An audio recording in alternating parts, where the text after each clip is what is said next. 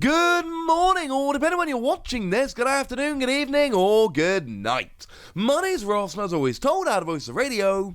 So today, we need to take a little bit of a look at the top 10 Pokemon V, and I'm going to be perfectly honest with you, right? I am starting to get a little bit concerned with trying to do this list, because honestly, I'm trying to really lean it more towards what's good right now. Not a top 10 Pokemon V ever list, but a top 10 Pokemon list, Pokemon V, focusing on the now. But there's 8. Like right now, looking at my list, I've gone through PokeStats over on Twitter, I've gone through all the 4 regional results we've had so far, I've had a good look, and in terms of Pokemon V, good Pokemon V, there's 8. Now, when I say Pokemon V, I'm not including V-Star, nor am I including Pokemon that evolve into V-Star. So Arceus V could make a decent claim for a space on this list.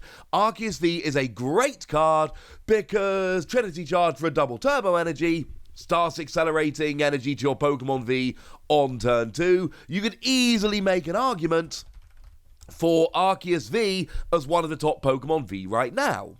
However, nobody plays Arceus V without the V-Star, so I don't really think that counts. So in at numbers 9 and 10, I've got 4 Pokemon for you, and you can figure these out as you like. So first of all, we've got Kricketune, and Kricketune is a card I've always been very fond of. It is a card that I've always expected to see a lot of play, but it's frankly let me down. That's not to say it's not appearing in lists and it's not seeing play, it absolutely is. But it is not turning up like I was expecting it to. Now, nobody cares about the attack, but the ability exciting stage lets you draw until you've got 3 cards in hand. But if Krickatune's active, you can draw until you've got 4 cards in hand instead. It's good draw, and I always expected it to start popping up in a bunch of decks. The fact of the matter is, there are other Pokemon on this list that have seen a lot more play, and Kricketune V, frankly, hasn't really turned up. Sable IV is one you could argue onto this list, but this is one of those which has really waxed and waned in terms of playability. The main reason we like it is for Crazy Claws, 2 Darkness Energy, 10 damage plus 60 more for each damage counter on your opponent's active Pokemon. It's really good at finishing Pokemon off, and we've seen it pop up a lot. And a couple months ago it's seen a bunch of play, but you can look at all 4 regional championships that just happened, and Sableye is really not making an impact. Now, maybe when we get our reprint of Dark Patch and Astral Radiance, and you can literally just go Energy, Dark Patch, Attack, maybe then Sableye V will get a lot better, but right now it's very much on the periphery. Zamasunda is another one which, it feels wrong not putting Zamasunda on the list. Zamasunda is a great card that sees a huge amount of play. In the past. Right now, Zamasunda really is not some huge card seeing a huge amount of play. In the past, it's been absolutely game-breaking. Right now, it's not on that same level, and it's probably not going to get back there. Because the good thing about Zamasunda is the ability Dauntless Shield that prevents all damage done to this Pokemon by attacks from your opponent's Pokemon VMAX. But VMAXs are very much on the way out, and that's a little bit of a problem. They're being replaced by V-Star. Sure, Jolteon still sees a lot of play and is a really good card, and sure, Eternatus still pops up here and there, but the fact of the matter is, Pokemon V-Maxes are on the way out. Pokemon V-Star are really the thing right now, and that means that not only is Zamasunda not great, but it's only going to get worse from here on in. And then we've got Zashim. On my previous list, I put Zashim, I think, number 4, and I got a whole bunch of people telling me that it was too low, and I understand exactly where they're coming from. Because this has been a game-defining card. It was a game-defining card for so long, putting it anywhere other than number 1 or 2 just seems disrespectful. It's got an amazing ability, lets you draw 3 cards, but if any of them are Metal Energy, you can attach them. Does end your turn, but it's still great. And then free energy 230 on Brave Blade is a fantastically efficient attack. But the fact of the matter is, we've just had 4 regional championships, and Zacian did not make a dent.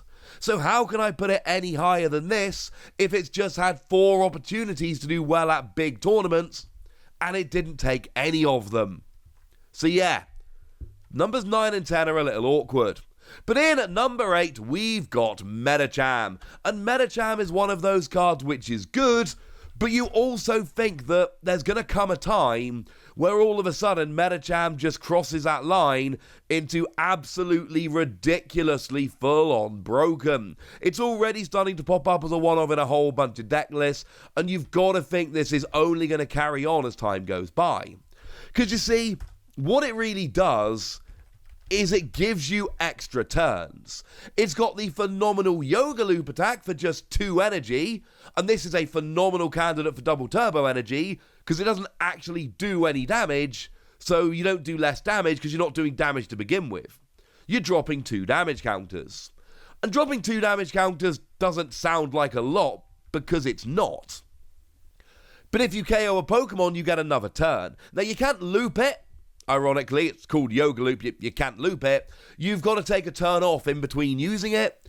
But the fact of the matter is, good players will be able to set up so that they can drop Metacham, take 2 prizes or a KO of some description, and then immediately have another turn and use that turn to win the game. It's already popping up as a one-off in a bunch of decks, and I can only see this increasing in the future. Metacham has the potential to be full-on broken.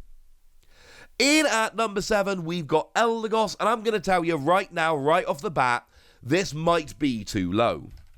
You see, Elegos has always been good, because it's got that rather phenomenal ability, Happy Match, that when you play it from your hand onto your bench, you put a supporter card from your discard pile into your hand. It's really good, it's always been good, no arguments there. The thing is, it's now being used for the attack Float Up. For 2 energy, you deal 50 damage, and you shuffle this Pokemon and all cards attached to it into your deck. Now, you kind of have to use double turbo energy, and that means you're only actually doing 30 damage, and that's a little bit awkward. But the fact of the matter is, this has actually led to what is the good control deck right now. Sonda Wojcik showed us over in Liverpool how this can be used to create a rather ridiculous looping deck, where essentially all you do is you just play Elegos turn after turn to constantly bring your annoying supporters back, and then attack with it, put it back into your deck, and then next turn you can play it again and loop around. The fact of the matter is, it's always been good for allowing you to grab that perfect supporter at the perfect time, but now that control players are using it to loop Float Up, it is really moving into another tier altogether. This one could well be too low. In at number 6, we've got Galerian Zapdos, and it took a little bit longer than I thought it was going to, but this is finally popping up in a whole bunch of decks as an anti-fighting weak Pokemon tech. You see, the ability Fighting Instinct says that your attacks cost 1 colourless energy less for each of your opponent's Pokémon V in play. You've then got Thunderous Kick, which does 170 and before doing damage discards a special energy. But really, if your opponent's got 3 Pokemon V in play, this is going to be for a single fighting energy.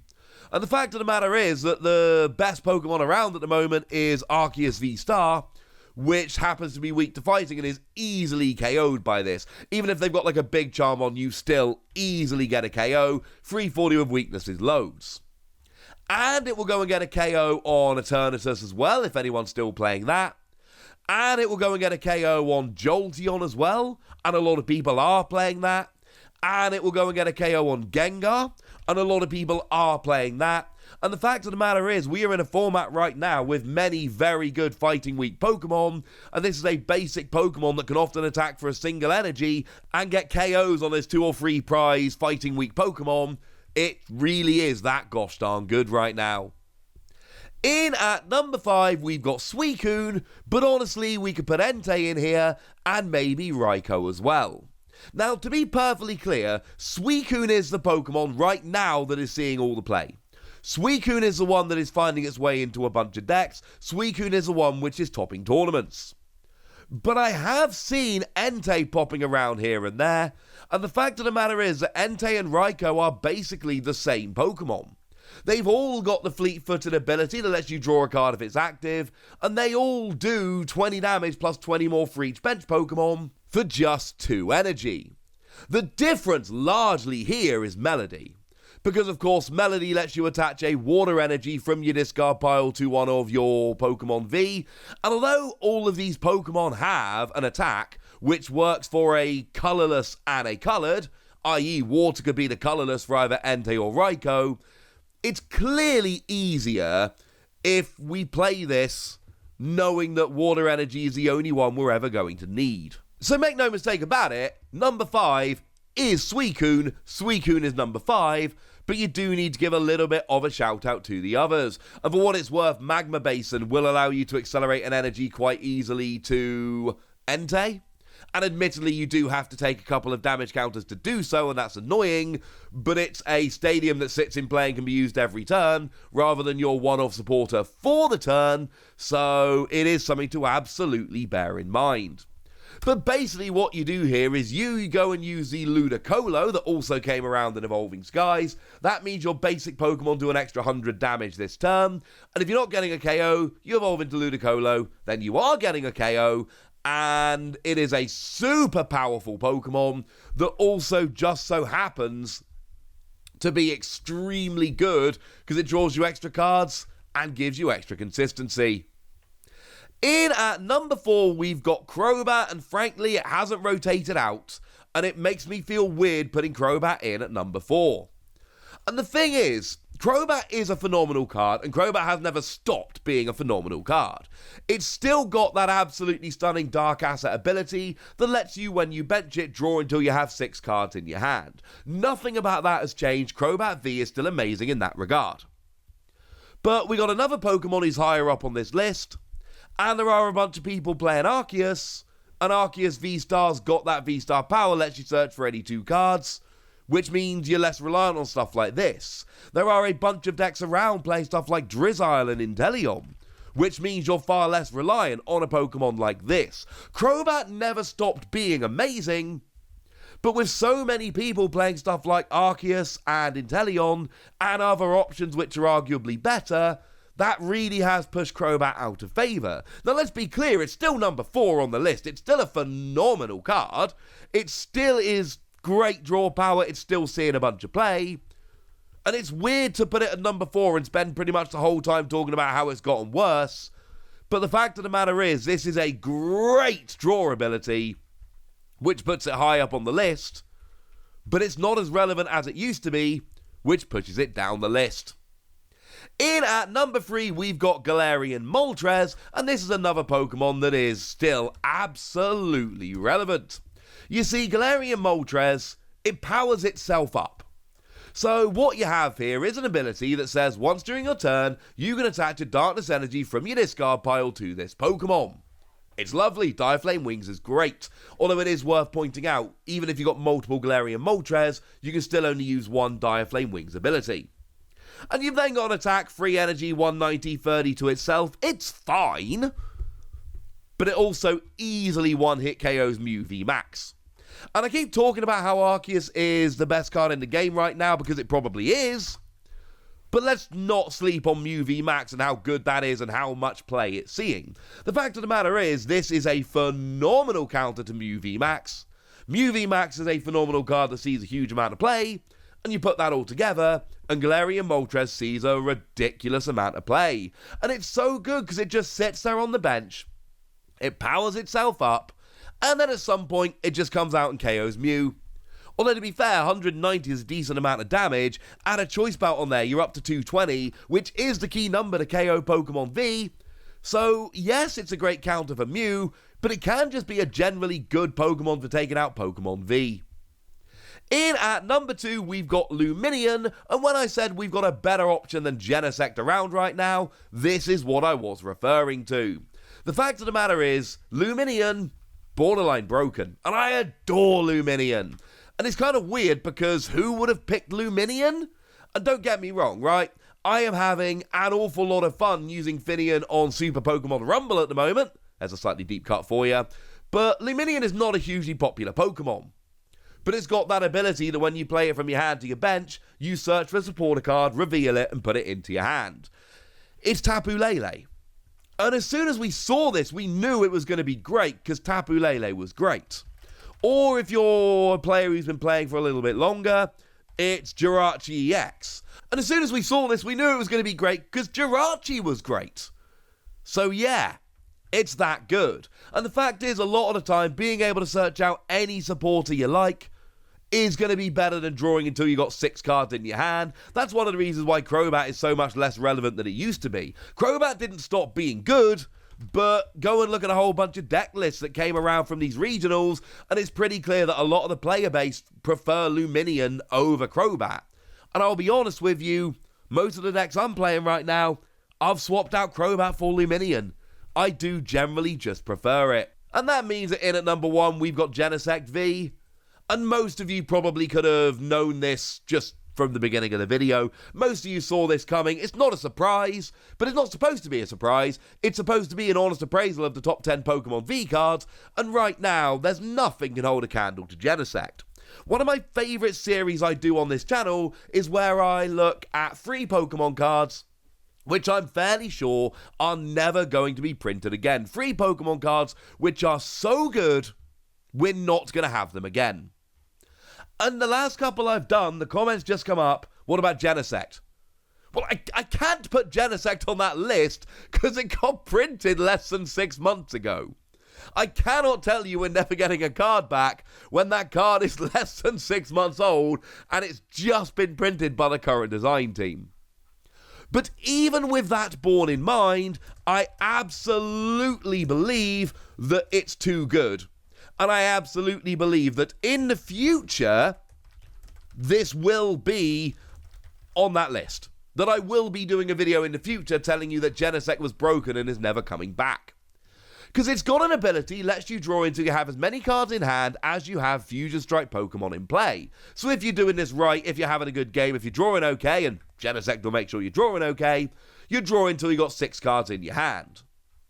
But whereas Crowbar is limited to once during your turn, and Dedenne is limited to once during your turn, and even Qriket is limited to once during your turn, for some reason Genesect is once per Genesect per turn.